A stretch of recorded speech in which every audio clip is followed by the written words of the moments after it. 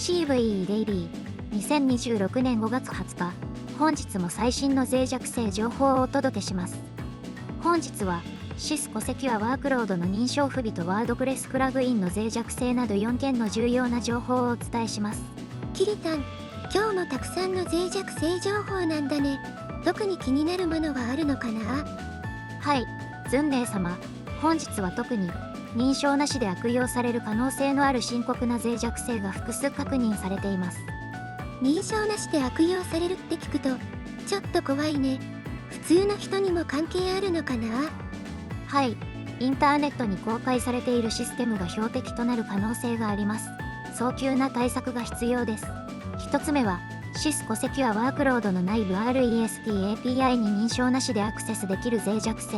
CVE2026-20223 です。この脆弱性は REST API エンドポイントへのアクセスにおける認証と検証が不十分であるために発生します。認証なしでアクセスできるってことは、誰でも情報を盗んだり設定を変えたりできるってことを？はい、攻撃者は細工した API リクエストを送信することで、サイトアドミンロールの権限でサイトリソースにアクセス可能です。機密情報の読み取りやテナントを超えた設定変更が行われる可能性があります。それは大変だね。CVSS スコアも 10.0 と最高値なんだね。はい、ネットワーク経由で認証なしに攻撃が可能であり、機密性、完全性、可用性すべてに影響があるため、非常に危険です。シスコセキュアワークロードをご利用中のシステム管理者は、速やかにベンダーからの情報を確認し、バックデートを適用してください。2つ目は、ワードプレスプラグインの脆弱性3件についてです。プロソリューション WP クリエントプラグインの任意ファイルアップロードの脆弱性 CVE2026-6555 です。バージョン 2.0、0以下に影響があり、アップロードされたファイルの拡張庫や MIME タイプの検証が不十分です。ファイルアップロードの検証が不十分だとどうなってしまうのかな？認証されていない攻撃者が悪意のある PHP ファイルをアップロードし、リモートでコードを実行する可能性があります。次に、Easy Elements for Elementor プラグインの権限昇格の脆弱性 CVE2026-7284 です。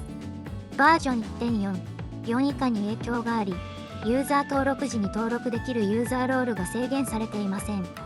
これも認証なしで攻撃できるのかな？はい、認証されていない攻撃者がアドミニストレーターロールを指定してユーザー登録を行い、サイトの管理者権限を取得する可能性があります。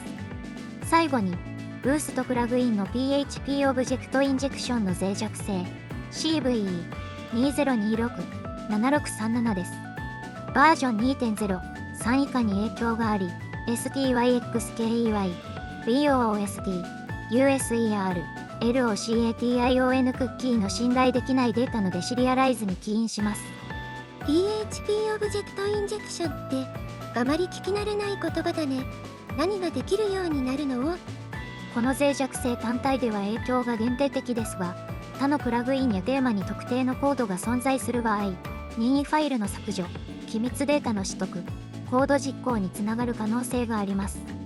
これら3件のワードプレスプラグインの脆弱性はいずれも CVSS スコアが 9.8 と高く、認証なしで攻撃が可能です。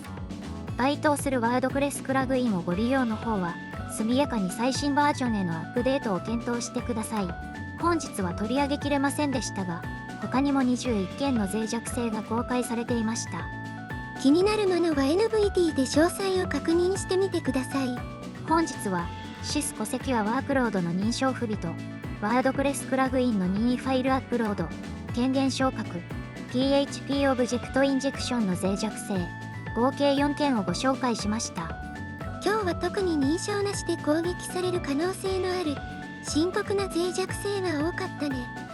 はい、いずれもインターネット経由で認証なしに攻撃される危険性があり、速やかな対応が求められます。該当製品やプラグインをご利用のシステム管理者は、ベンダーからの情報を確認し、最新バージョンへのアップデートを最優先で実施してください。自分の使っているシステムが影響を受けていないか、しっかり確認することが大切だね。その通りです。ズンネー様、定期的な情報収集と迅速な対応がセキュリティ対策の基本となります。